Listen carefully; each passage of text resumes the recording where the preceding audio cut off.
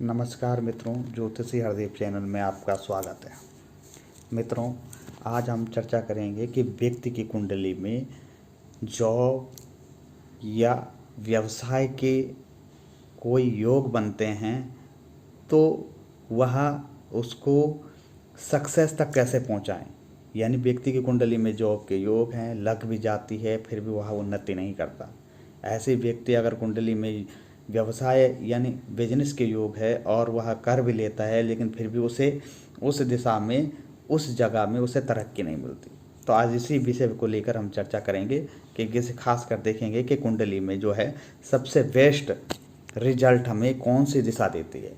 तो हम व्यक्ति को देखें, ये जन्म कुंडली है और जन्म कुंडली यहाँ लिखा है कुंडली, यहाँ पे जन्म कुंडली भी लिख सकते हैं, लिखा होगा, और जन्मांक भी लिखा होगा। जन्मांक के ठीक नीचे यहाँ केंद्र होता है, ये केंद्र हमारा लगन होता है।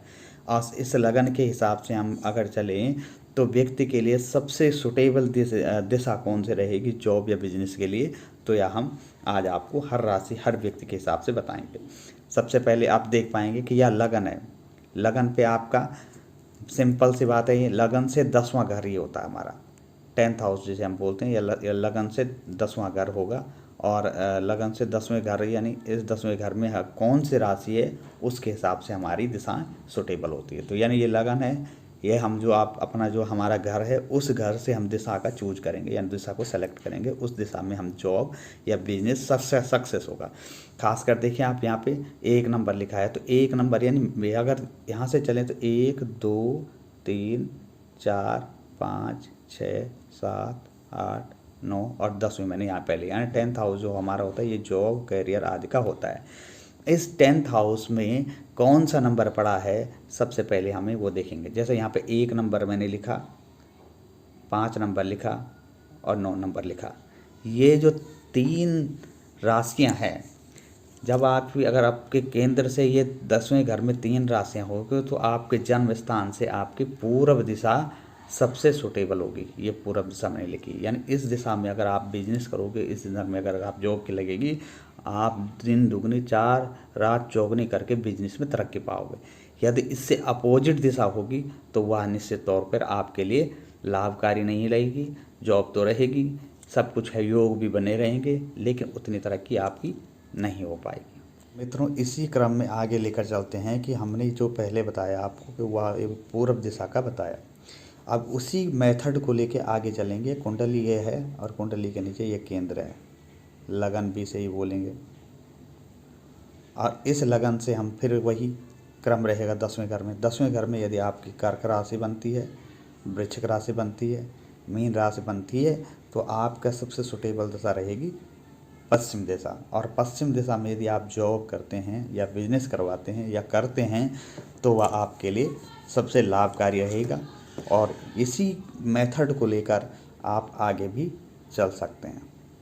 क्रम को लेकर आगे की श्रृंखला हमने पहले ही बताया है कि लगन आप देखेंगे और लगन के हिसाब से हमने जो भी चर्चा करी है आपके लगन से वही मेथड रहेगा कि आपके लगन में कौन सी राशि है, वो कौन सा लगन है, और उस लगन के हिसाब से 10th हाउस में करें। यदि आपके 10th हाउस में, इस हाउस में 10th हाउस में अगर आपके मिथुन राशि बनती है या तुला राशि बनती है या कुंभ राशि बनती है, तो आपके जो सबसे सुटेबल दिशा बनती है वो आपकी उत्तर दिशा बनती है, यानी नॉर्थ दिशा बनती है। इस नॉर्थ दिशा में यदि आप व्यापार करते हैं या बिजनेस करते हैं तो आपको लाभकारी होगा। इसी क्रम में हम फिर श्रृंखला का थोड़ा आगे बढ़ते हैं, और आगे बढ़ने पे हमने देख पाए हैं कि ये हमारा जन्मांग है, यानी लग्न कुंडली है। लग्न कुंडली में हमारा लगन, सबसे भी लगन हो, उस लगन के अकॉर्डिंग हम देखेंगे कि हमारे 10वें भाव में यदि वृष राशि बनती है या कन्या राशि बनती है या मकर राशि बनती है, तो हम इस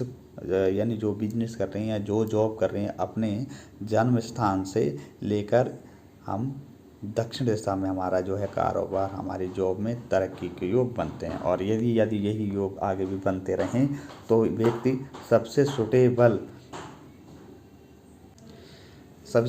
सुटेबल दिशा होती है। इस मेथड से लागू करने से पहले हमें 2-4 चीज़ों का ध्यान देना चाहिए। सबसे पहले ध्यान देना चाहिए हमें कि हमारे लगन में क्या नंबर है, क्या नंबर है। इस नंबर को लेके हमने यहाँ से शुरू करना, उस नंबर से शुरू करना है। जो भी नंबर, यहाँ 1 भी हो सकता, 2 भी हो सकते, 3 भी हो सकते, 4 भी हो सकते, उसी से क्रम वाइज आगे चलेंगे। क्रम वाइज आगे चलेंगे तो वहाँ पे नंबर पड़ा होगा आपका, जो भी नंबर पड़ा होगा। जैसे यहाँ सिंपल सा है, 2 नंबर पड़ा, 6 नंबर, 10 नंबर पड़ा।